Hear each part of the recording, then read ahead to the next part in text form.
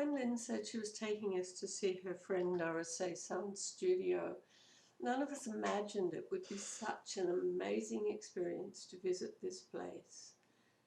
Naruse is a Japanese papermaker who works in Bali, and his work is usually large in scale.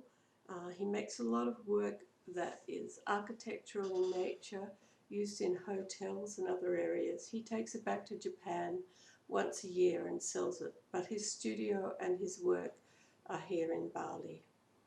He was incredibly generous with us, spending a whole afternoon putting up with a lot of questions, a lot of intrusion into his very quiet and ordered workspace. His papers are absolutely brilliant. It was like being in Aladdin's cave, seeing all these beautiful sheets of paper rolled out one by one. And we could touch them, we could ask questions about them, and they just kept coming. There were just so many of them, and so many different textures, colours, and all of them natural. There were no dyes used. Naruse sometimes uses black ink, but all of the other colours are natural.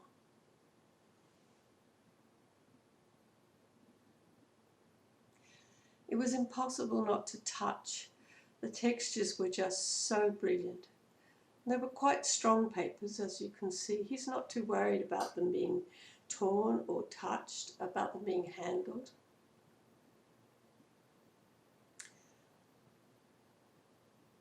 It must have been really tiring for him to spend hours rolling out papers, rolling them up, and dealing with a different language. And he did it with such a good nature and with such generosity. Look at us poring over this paper. I can't keep her hands off it.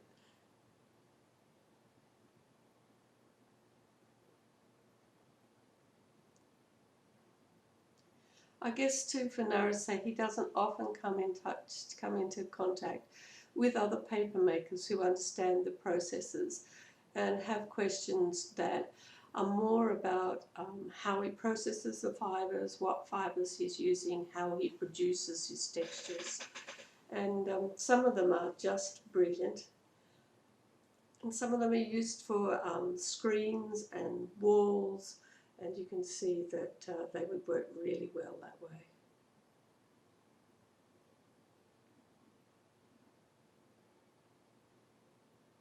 I think this one is produced from just the inner part of the banana tree. It's a very coarse fibre.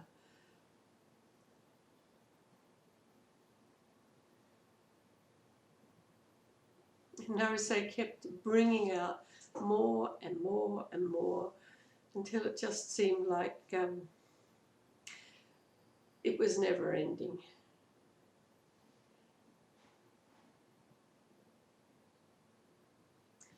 Some of his shapes are inspired by shapes that he's found in Bali, fishing vessels, things that are used in roadworks, and he takes those shapes and turns them often into abstract light shapes. You can see these ones hanging, and they use a sort of pleating, and he makes the ribbing first out of cane, covers it with paper, and then this incredibly tedious pleating. So there's glue on either sides, on the ribs, and the paper is just pleated like this. Very, very labour intensive. Probably takes about 2 days to make one of these shapes. And of course I think that Naruse doesn't do the work himself. He has some staff who he trains, and luckily labour is cheap here. It's very, very beautiful when it's finished. One of the things he does is use Indian ink to colour his paper and to get various very subtle shades of grey.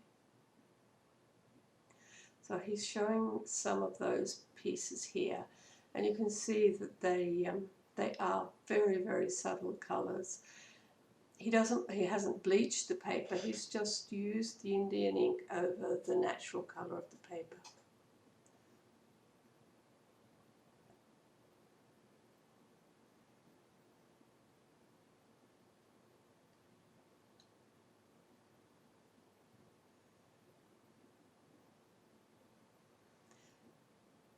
think he developed some confidence in us touching his paper. It was quite clear that we knew how to handle paper. This is a drawing done with Indian ink, and he does these drawings and these landscape paintings on the wet paper in the mould, and uses a brush and allows the ink to bleed with the grain of the paper. It's done while the paper is still wet, just on the frame. So he's showing us here how he just drags the brush across in various ways, and it bleeds one way only.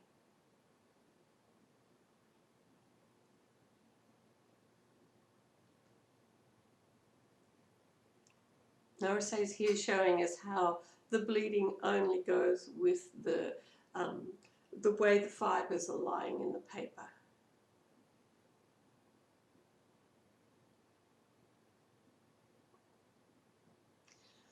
When they're dry, he glues them onto a wooden frame so that they're ready to hang on a wall.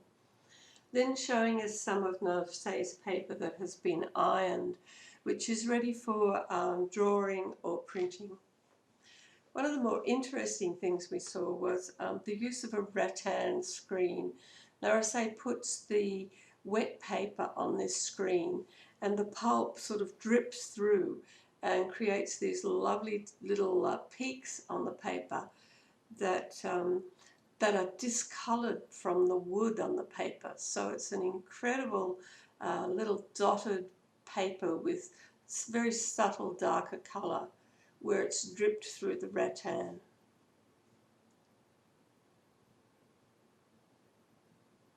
Very ingenious, some of his techniques for achieving various textures in his paper. You can see those little peaks in the paper there.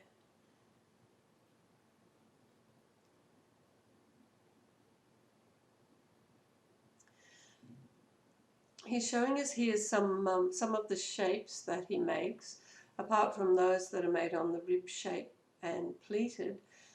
This one is made over wire mesh frame, and the paper is actually all tiny bits of leftover paper that are glued onto that wire mesh frame. An incredibly labour-intensive process.